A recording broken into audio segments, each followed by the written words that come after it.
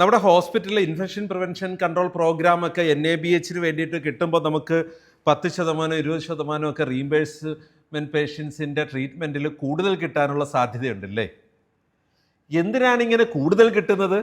നമ്മൾ ഈ ഒരു സർട്ടിഫിക്കറ്റ് എടുത്തതുകൊണ്ടോ? അല്ല, ഈ ഒരു ക്വാളിറ്റി അച്ചീവ് ചെയ്യാൻ വേണ്ടി നമ്മുടെ ബഡ്ജറ്റ് അലോക്കേറ്റ് ചെയ്യേണ്ടി വരും. അങ്ങനെ ബഡ്ജറ്റ് അലോക്കേറ്റ് ചെയ്യുമ്പോൾ നമുക്ക് നമ്മളുടെ ഒരു കംപ്ലീറ്റ് ബഡ്ജറ്റിൻ്റെ 5 തൊട്ട് 10% വരെയൊക്കെ ഈ ഇൻഫെക്ഷൻ കൺട്രോൾ ആൻഡ് പ്രിവെൻഷന് വേണ്ടിയിട്ട് ഉപയോഗിക്കണമെന്നൊക്കെയാണ് WHO പറയുന്നത്. നമ്മൾ അത്രയും ചെയ്യുന്നോ ഇല്ലയോ എന്നത് രണ്ടാമത്തെ കാര്യം. റെസ്പോൺസിബിലിറ്റീസ് ഓഫ് മാനേജ്മെൻറ്റ് എന്നൊരു ചാപ്റ്റർ നമുക്ക് പഠിക്കാനുണ്ട്.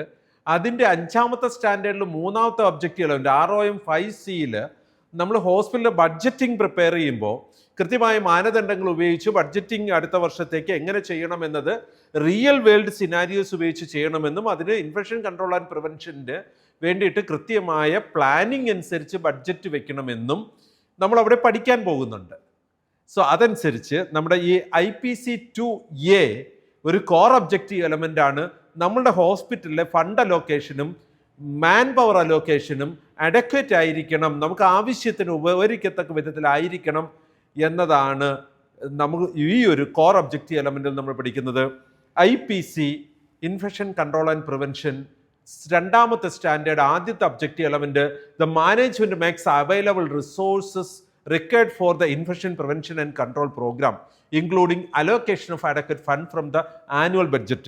നമ്മൾ സാമ്പത്തിക വർഷത്തിൽ ബഡ്ജറ്റ് പ്രിപ്പയർ ചെയ്യുമ്പോൾ അത് ആനുവൽ ബഡ്ജറ്റ് എന്ന് പറയുമ്പോൾ നിങ്ങളുടെ സാമ്പത്തിക വർഷത്തിൽ ഏപ്രിൽ ടു മാർച്ച് ആകാം, അല്ലെങ്കിൽ ജനുവരി ടു ഡിസംബർ കലണ്ടർ ഇയറിന് വേണ്ടിയിട്ടാകാം. എനിവേ ഒരു ബഡ്ജറ്റ് നമ്മൾ പ്ലാൻഡ് ആയിരിക്കണം. ആ ബഡ്ജറ്റ് മാനേജ്മെൻറ്റ് കൃത്യമായിട്ടും ഇതിനു വേണ്ടി ഇൻഫെക്ഷൻ പ്രിവെൻഷൻ കൺട്രോളിന് വേണ്ടി വെക്കുന്ന സ്റ്റാഫിന് ശമ്പളം കൊടുക്കുന്നതിനും അതിനു വേണ്ടുന്ന മെറ്റീരിയൽസ് പർച്ചേസ് ചെയ്യുന്നതിനും ഉപകരിക്കത്തക്ക വിധത്തിൽ കൃത്യമായിട്ട് പ്ലാൻ ചെയ്ത ബഡ്ജറ്റ് ആയിരിക്കണം. ആ ബഡ്ജറ്റ് നമുക്ക് കൃത്യമായി മാർക്ക് ചെയ്ത് ഈ പ്രിവെൻഷൻ കൺട്രോൾ ആക്ടിവിറ്റീസിന് വേണ്ടിയിട്ട് വെക്കുന്നതിനും ഈ ഒരു സ്കോപ്പ് ഓഫ് ആക്ടിവിറ്റീസിൻ്റെ കഴിഞ്ഞ വർഷങ്ങളുടെ എക്സ്പീരിയൻസിനെ ഡിപ്പെൻഡ് ചെയ്ത് കൊണ്ടുപോകാനും കഴിയണം എന്നതാണ് വളരെ നിർബന്ധമായും നമ്മുടെ ഹോസ്പിറ്റലിൽ നടക്കേണ്ടതാണ്. ഇപ്പോൾ 5 തൊട്ട് 10% ബഡ്ജറ്റ് ഇതിനുവേണ്ടി മാറ്റിവെക്കുകയോ ഇല്ലയോ എന്നത് നമ്മുടെ ഹോസ്പിറ്റലിൻ്റെ നീഡിനെ ബേസ് ചെയ്തിട്ടാണ്. ചിലപ്പോൾ വളരെ ആൾറെഡി തന്നെ നമ്മൾ ഇൻഫെക്ഷൻ പ്രിവെൻഷൻ കൺട്രോളിൽ പോകുന്നുണ്ടാകാം. അപ്പോൾ അതനുസരിച്ചാണ് ബഡ്ജറ്റ് വേണ്ടത്.